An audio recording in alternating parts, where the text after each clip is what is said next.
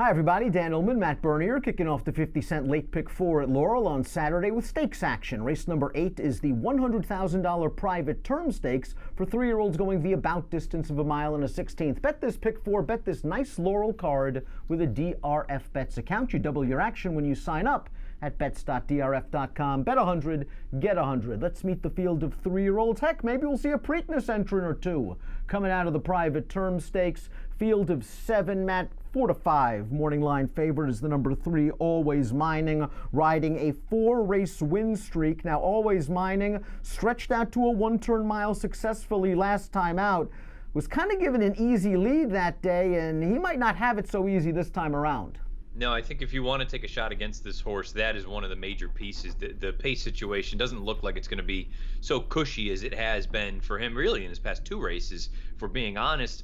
The other interesting thing here for a horse like this, I know he has won from slightly off of it in the past. That's going all the way back to early on as a 2-year-old. There's a part of me that wonders, is he the kind of horse that really is at his absolute best when he's out there cutting out the fractions? And even if he's doing so on Saturday, like you said, the pace situation just looks entirely different than what he had in the Miraclewood. Let's throw up the Timeform US pace projector, because not only will the number 3 Always Mining have it difficult according to Timeform US, they do not have him on the lead. They have a red bar indicating that there will be a fast pace, but he is also going to be trying 2 turns for the first time. And while he has run the fastest races by far, at 4 to 5, there might be enough reasons to try to take a shot against him with a little bit better value. The number 1 Tibble finished 3rd last time out behind Always Mining, and he might have been compromised by the lack of early speed in the Miraclewood. He was running on at the end of that race with a wide bid to finish 3rd. It's his 3rd start of the form cycle. He is a full brother to a grade 3 placed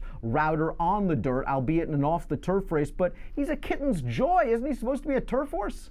I was going to say, when I first looked at it and I saw Kitten's Joy, I said, it's got to be a typo. There's no way. But clearly, this is one of those instances where crazier things and stranger things have happened. This horse, I think, is okay. He's paired up those career Beyer tops of 80. No reason to think that 3rd start off the bench with those paired up numbers that he won't take a step forward here.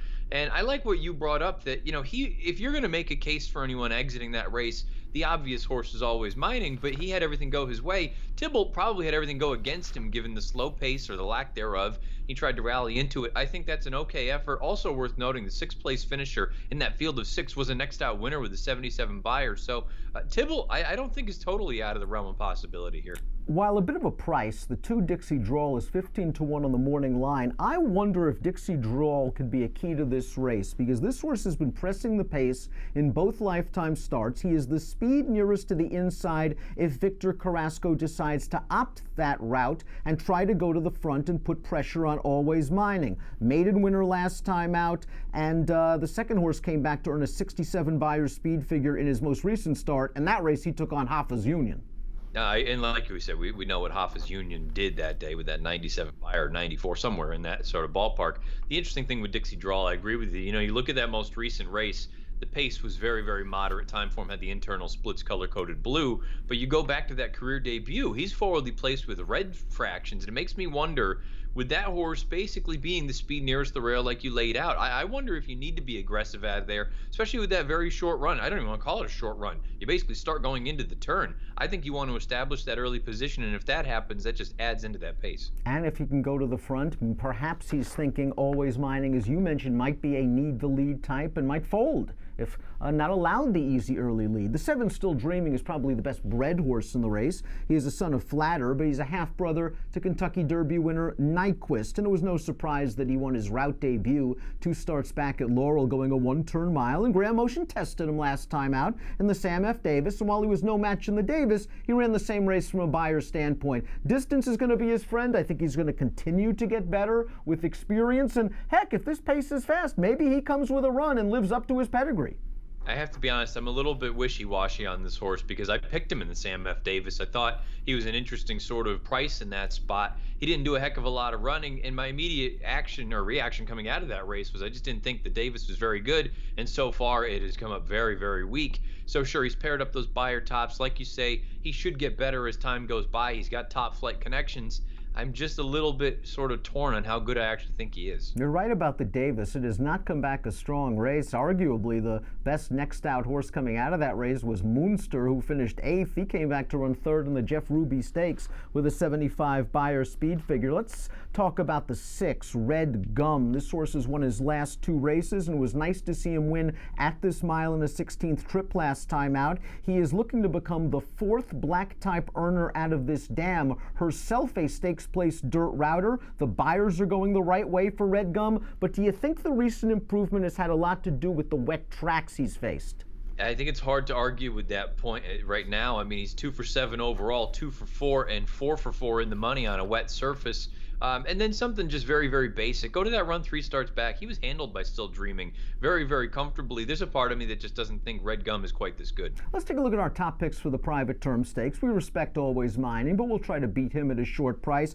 I'll try to do so with the number 4, Jovia. And before he made his career debut last summer at Monmouth, the word was that Jovia had been working in company with trainer Greg Sacco's Mind Control, who we all know now is a Grade 1 stakes winner. Thus, it was no surprise when Jovia won his career debut. The problem is he then had some physical problems that kept him on the sidelines the rest of the year. He made his return in the 7 furlong Jimmy Wingfield Stakes, where he acquitted himself quite well. It was a race that produced 2 next out winners, including the winner, Haikal, who came back to win the Gotham with a 95 Beyer. Now, I didn't like the way that Jovia was a little bit early to make his lead change on the turn, but he was very game in that race. The key to this is distance. Can Jovia get the mile in a 16th? The pedigree to me is up in the air. I have no idea. So I'm hoping Dixie Drawl and Always Mining go at it, and Jovia sits 3rd, conserving some energy early.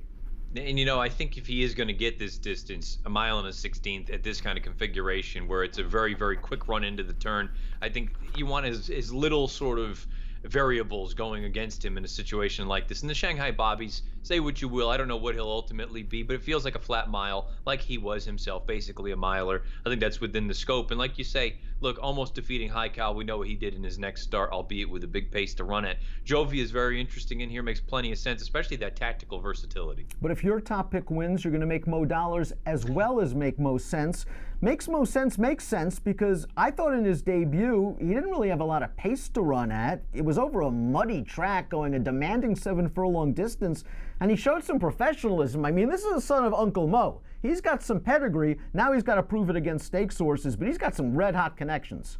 Yeah, it was just one of those things where I looked at that race, and I understand anyone that looks at it and says he shot up the rail. It was a perfect dream trip, and you know what? What's the chances he's going to get that situation again?